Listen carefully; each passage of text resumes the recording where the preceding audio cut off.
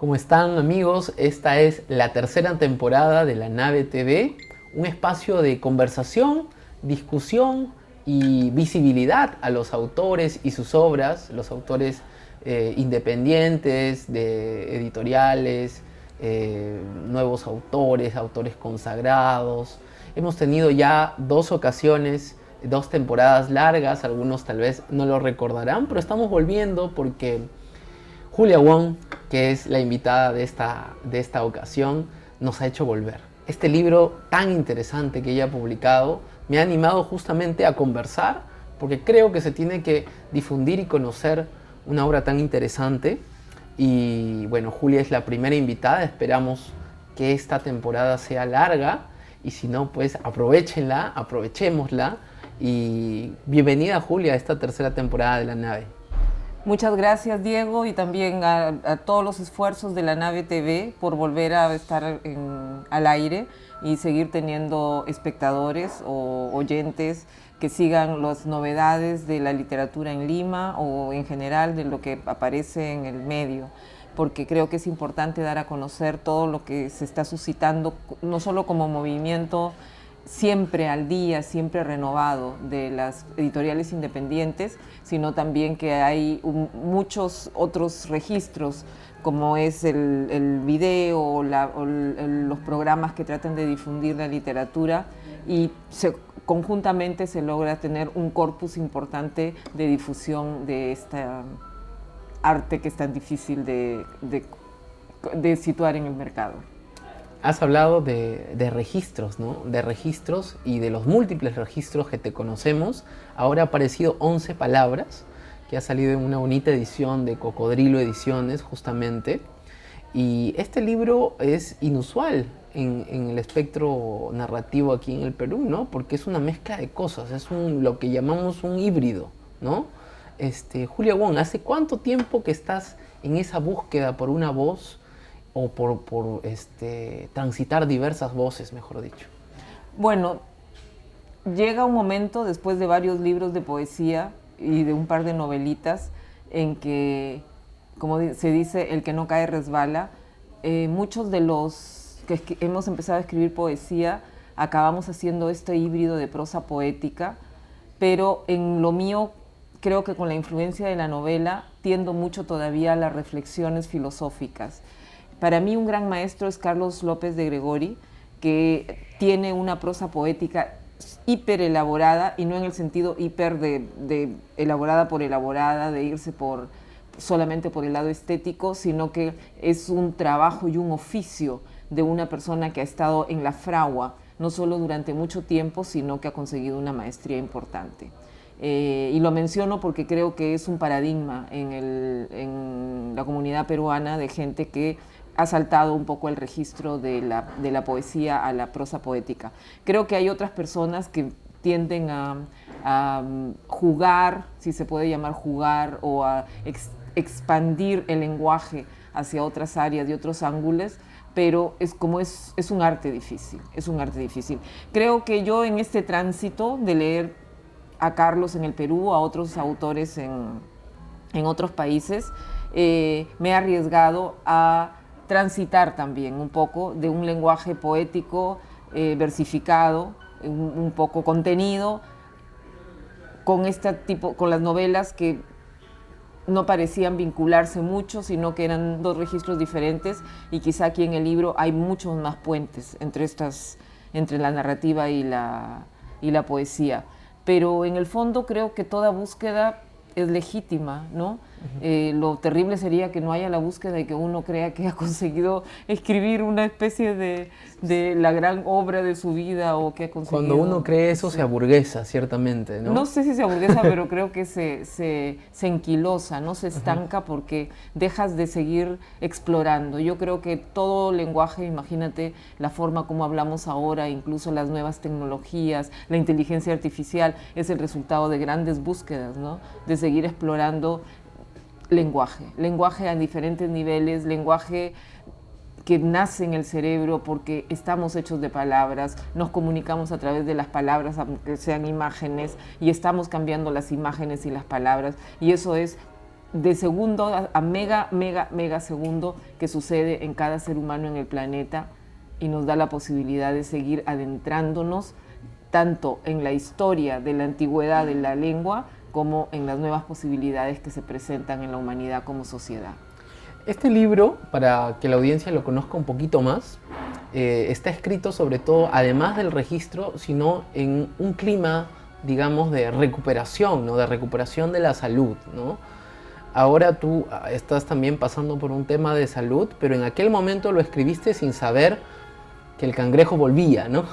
Y tú estabas saliendo también de una operación y te plantearon un ejercicio, un amigo que no es del ámbito de la literatura, te planteó un ejercicio con palabras de las cuales tú tenías que desarrollar textos, ¿no? Y esto pues se volvió más allá de un ejercicio, una materialidad, ¿no? Que es esta obra. ¿Cuán difícil es tejer textos que uno considera en algún momento dispersos y darles un hilo conductor? ¿Hay una vocación de encaminarlos en algún tipo de dirección o la hibridez es total para Julia Wong? Sí hay la vocación, pero hay mucha ayuda a veces externa, en este caso ha sido de los editores, Pedro y Ana María, sobre todo Pedro, que tiene muy buen oficio de editor, como lo es también creo que muchas personas en Animal de Invierno, en Estación La Cultura o en otras editoriales independientes. He conversado con varios editores y creo que muchos están muy bien formados, por lo cual los felicito.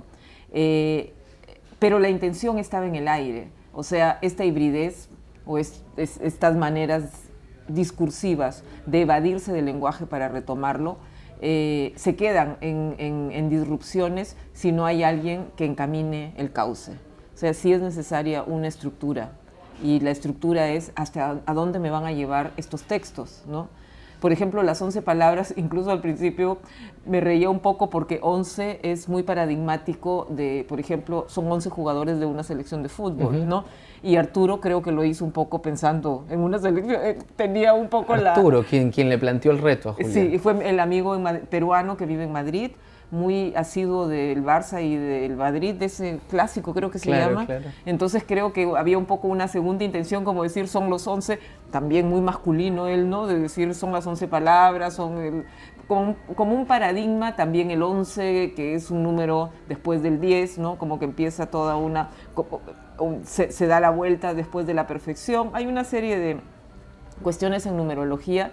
Y yo pensaba cambiarlo, ¿no? Un poco también para ir un poco en mi rebeldía, ¿no? De escritor y decir, bueno, hagamos 15 palabras, no tienen por qué ser 11.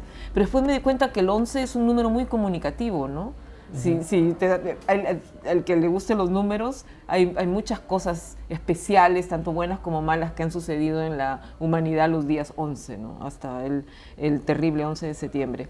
Entonces es ahí donde dije, bueno, asumo el reto de que el 11 me vaya bien o me vaya mal con el libro, ¿no? Porque también nadie sabe cómo va a ir el aura del libro, ¿no? Uno se arriesga a publicar algo y ve cómo va tomando su camino. A veces tardan unos años, a veces no llega nunca a ningún lado y a veces llega rápido por su fuerza, ¿no?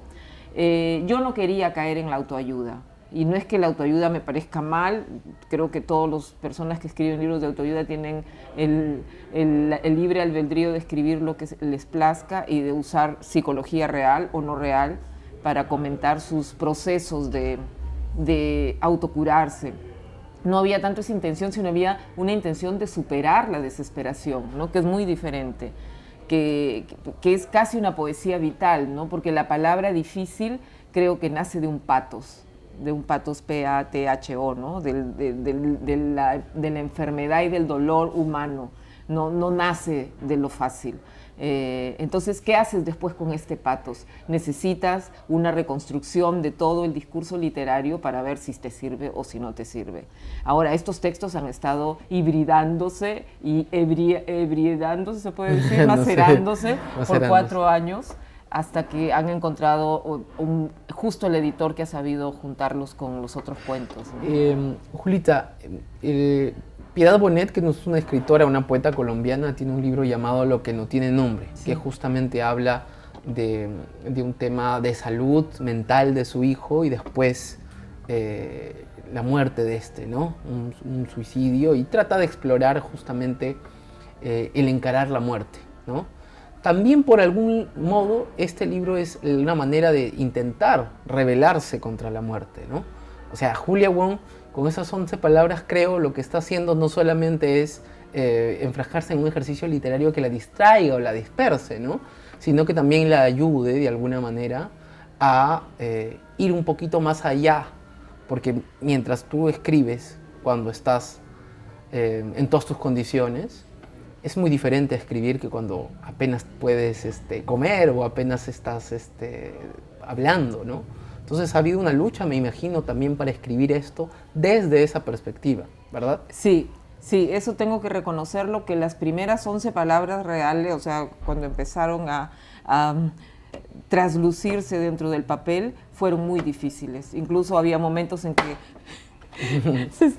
la fuerza de la gravedad no podía conseguir terminar el texto y tenía que esperar 1, 2, hasta 3 días para regresar y decir por qué empecé este texto, ¿no? Era hasta muy nubloso la idea de que con la que había empezado el texto y con lo que yo se suponía debía continuar. Entonces sí fue un proceso muy difícil, doloroso, y creo que un poquito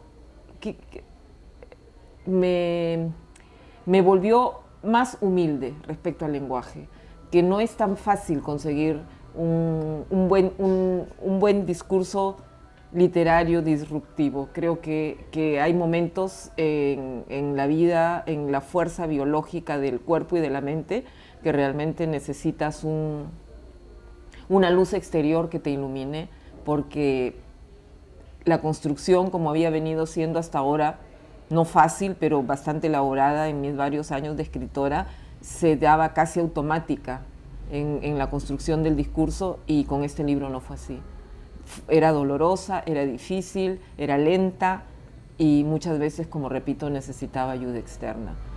Y esta primera vez de entender el lenguaje desde otros ángulos y otras aristas, creo que se ve en el libro, se ve Sin embargo, hay cosas que se mantienen de tu poética en general, ¿no? O sea, por ejemplo, tópicos, ideas por las cuales tú siempre caes en cuestionar también la identidad, ¿no? Pero ahora la cuestionas desde el enfrentamiento con la muerte, ¿no? O sea, tu identidad como escritora, como ciudadana del mundo. Quienes te conocemos sabemos que eres una viajera empedernida, entonces recibes mensajes, como ahora, por ejemplo, de todas partes del mundo, contactos de aquí y de allá, y te ponen de cara, pues, a un cuestionamiento del lenguaje, ¿no? O sea, yo creo que constantemente ese multiculturalismo está atravesando, así sea de forma inconsciente, lo que escribes, ¿no? Desde plantear una conversación un tanto a lo Black Mirror con la traductora de Watanabe, por ejemplo, en ese texto en el cual nombras este poema maravilloso que es La ardilla, hasta, no sé,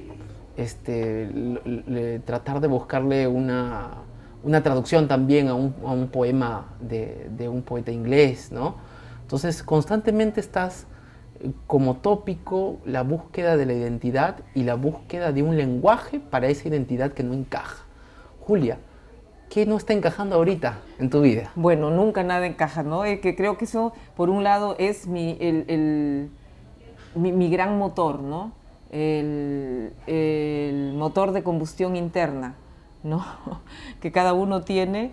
El mío es esta disrupción entre territorios geográficos que para otros resulta fácil, y también no solo identidades étnicas, ¿no? Y la identidad étnica es el resultado de un debate más que nada en Norteamérica, de cómo se fue categorizando a la humanidad en varias cosas, ¿no? En mi lado viene más que nada de una historia de la migración dolorosa, de antepasados que han repetido en historias lo difícil que es llegar a una nueva tierra, asentarse y tratar de integrarse. Unos lo consiguen y otros no lo consiguen. Creo que esa herida en mí es imborrable. Esto me lleva a pensar en el concepto de patria. No sé si sea un concepto particularmente arraigado en ti, ¿no? En todo caso, ¿qué es lo que reemplaza ese concepto? creo que la gran, iba a decir una palabra que va a sonar más a una institución que no, de la que no soy muy simpatizante, pero ser fraterno y solidario, ¿no? O sea, y también la palabra amistad está como muy endulzada, ¿no?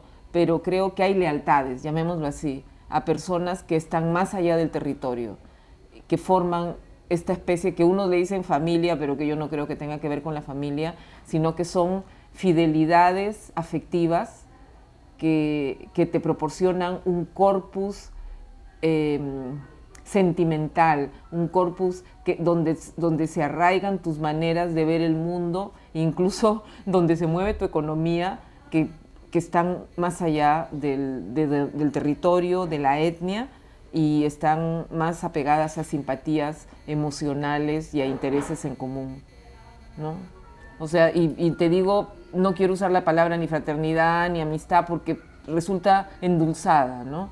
Y creo que es más que nada una fidelidad integral de ti hacia esas personas que también son muy coherentes con sus valores respecto a cómo responden a los lazos fraternos, ¿no?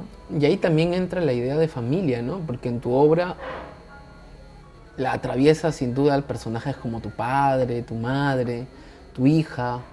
Entonces también allí hay una fidelidad adquirida, digamos, o impuesta, pero que tú sigues teniendo como ancla, ¿no? Son personajes fuertes que se traslucen en tus poemas, en tus cuentos.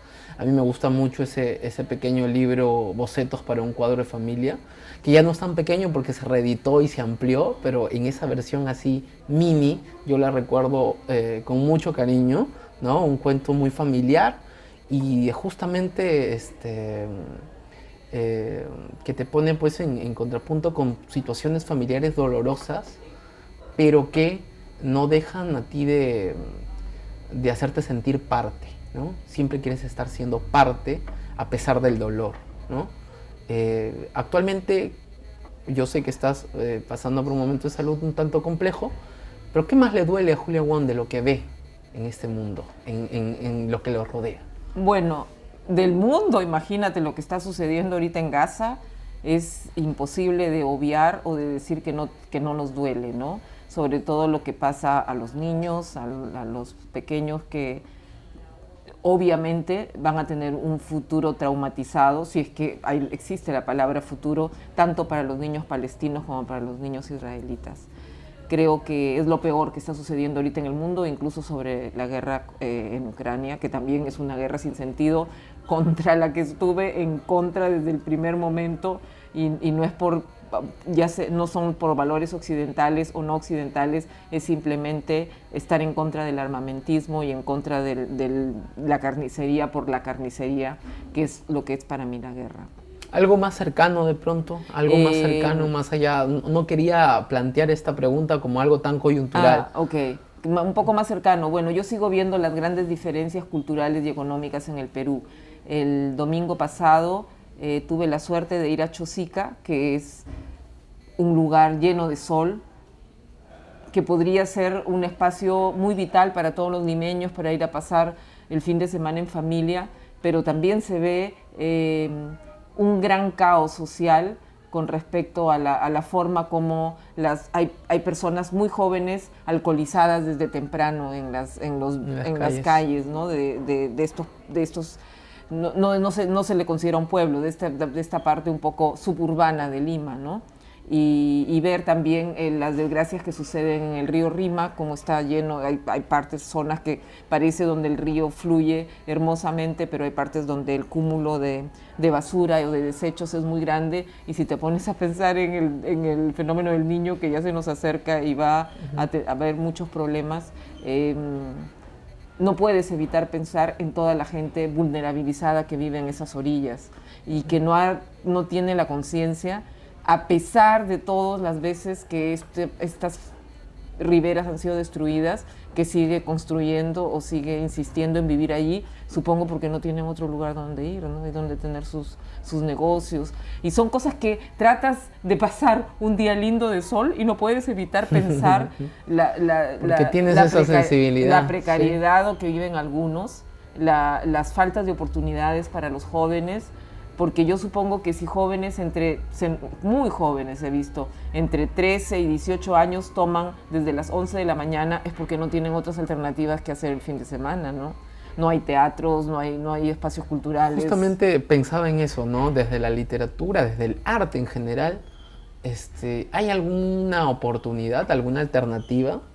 Tú como artista... Yo pienso que conjuntamente tanto municipios, centros culturales, colegios, no sé, UGEL, todas las instituciones que se dedican a la educación deberían estar abocados a tener por lo menos, ¿no?, un desarrollo de gestión en el espacio público para que los fines de semana haya una oferta cultural, tanto como para niños, adulto mayor, adolescentes, o sea, pequeños focos de desarrollo cultural. En teatro, lectura. Y para ti, que eres una artista ya cuajada, digamos, ¿qué lugar actualmente ocupa, no diré el arte en general, sino puntualmente tu primer amor, la poesía, ¿no? ¿Qué lugar ocupa en tu vida?